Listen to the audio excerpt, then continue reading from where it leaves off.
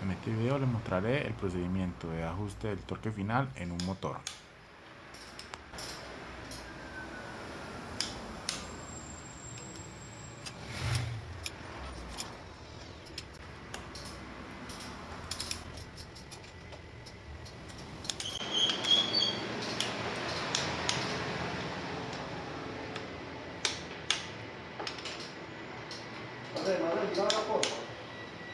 ¿Cómo? Ya te digo.